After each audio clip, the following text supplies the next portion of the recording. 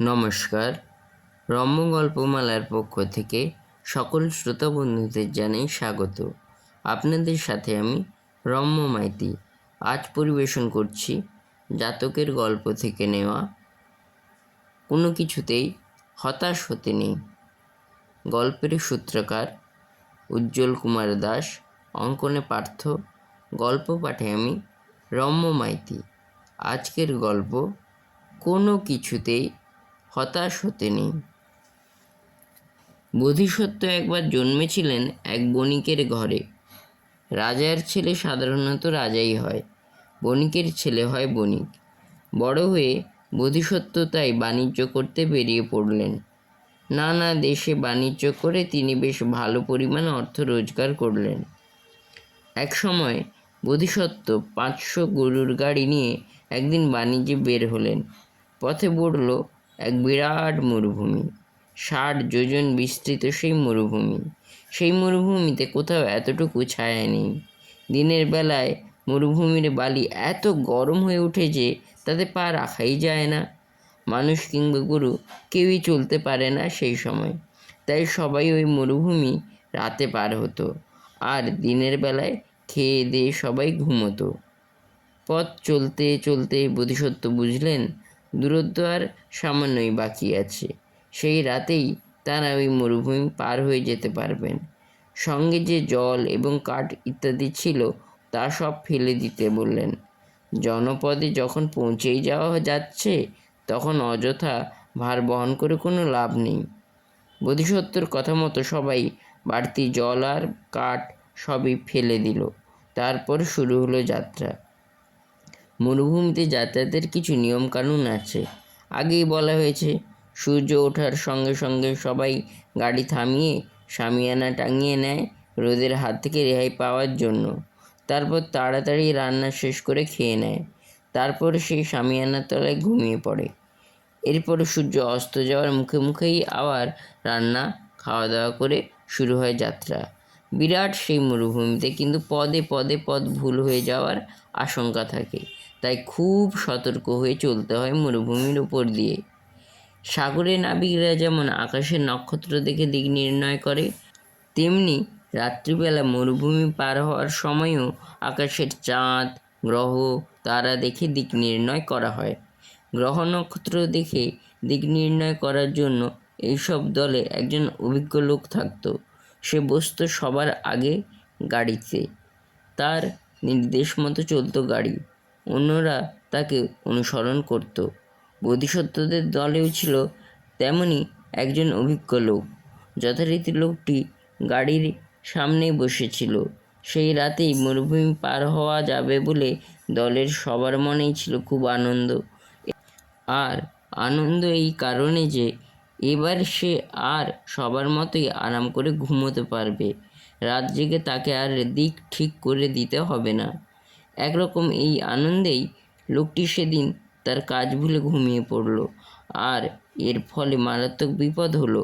খানিকটা গিয়ে গরুগুলো পথ গুলিয়ে ফেলল। তারা সোজা পথে না গিয়ে উল্টো পথে চলতে শুরু করলো। সূর্য তখন উঠছে। এমন সময় ঘুম ভেঙে যায় সেই লোকটির। আকাশের দিকে তাকিয়ে এসে বলে ওঠে, সর্বনাশ, সর্বনাশ হয়েছে। তার চিৎকারে ঘাবড়ে যায় সবাই। জিজ্ঞেস করে, কি হয়েছে? অত চিৎকার করছো কেন? এখনো যদি চিৎকার না করি তবে আর কবে করব? কেন, কি হয়েছে? হয়েছে আমার মাথা আর মুন্ডু। গরুগুলো নেহাতি গরু, তারা মরুভূমি পার না হয়ে উল্টো পথে চলছে। তাই আর দেরি না করে শিগগির গাড়ি ঘোরাও। গাড়ি ঘোরাও বললেই তো তখন গাড়ি ঘোরানো যায় না, তার জন্য সময় লাগে অনেকটা। সব গাড়ি যখন ঘুরিয়ে লাইন ঠিক করা হলো তখন দেখা গেল আকাশে সূর্য উঠে গেছে। সূর্যের আলোয় সবাই দেখে যেখান থেকে সেদিন তারা যাত্রা শুরু করেছিল এখন সেই জায়গাতেই এসে পড়েছে। বাধ্য হয়েই হতাশ বণিকের লোকজন সেখানে গাড়ি দাঁড় করিয়ে তার তলায় শুয়ে পড়ে। হতাশ লোকগুলি ভাবে, সঙ্গে এতটুকু জলও নেই, উনুন ধরানোর কাঠ নেই, এবার না খেয়েই মরুভূমিতেই মরতে হবে নাকি সবাইকে? তাই তারা ঈশ্বরকেই ডাকতে শুরু করলো। এই সমস্ত দেখে বোধিসত্ত্ব চুপচাপ বসে থাকেন। তারপর ভাবেন, সবাই যদি এমন করে নিশ্চেষ্ট হয়ে বসে থাকে, তাহলে বিশেষ করে জলের অভাবে সবাইকে যে মরতে তো একদিন হবেই। তাই এখন থেকেই যদি চেষ্টা করা যায়, তাহলে হয়তো জল মিললেও মিলতে পারে। জলের সন্ধানেই বোধিসত্ত্ব এদিক ওদিক ঘুরতে থাকেন। ঘুরতে ঘুরতেই দেখতে পান একগুচ্ছ কুশ। দেখেই ভাবেন, এখানে কুশ যখন জন্মেছে তখন নিশ্চয়ই এর নিচে জল আছে। বোধিসত্ত্ব এবার লোকজনকে সেই জায়গাটা খুঁড়তে বললেন। কোদাল হাতে সবাই কাজে নেমে পড়ল, কিন্তু কপাল খারাপ। 60 হাত খুঁড়েও এক ফোঁটা জল পাওয়া যায় না। উল্টে শক্ত শক্ত পাথরে লেগে কোদাল ঠাং ঠাং করতে লাগলো। হতাশ হয়ে লোকগুলো এবার কোদাল ফেলে দিল। বোধিসত্ত্ব কিন্তু হতাশ হলেন না। তিনি নিজে সেই কূপের মধ্যে নেমে সেই পাথরে কান পেতে কিছু শোনার চেষ্টা করেন। একটু ভালো করে কান পাততেই তিনি পাথরের নিচে জল বয়ে যাওয়ার কল কল শব্দ শুনতে পেলেন।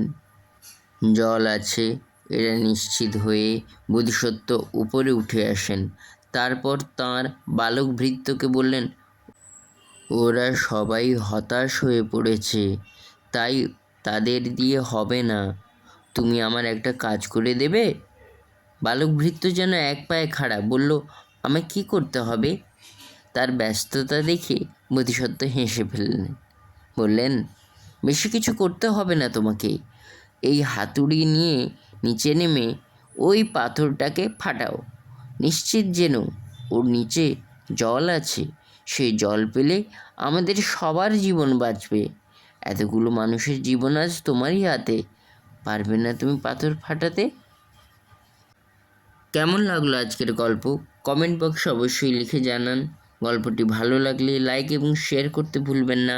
পরবর্তীকালে নিত্য নতুন নানা স্বাদের গল্প কবিতা শুনতে এখনই আমার চ্যানেলটি সাবস্ক্রাইব করে পাশে থাকুন।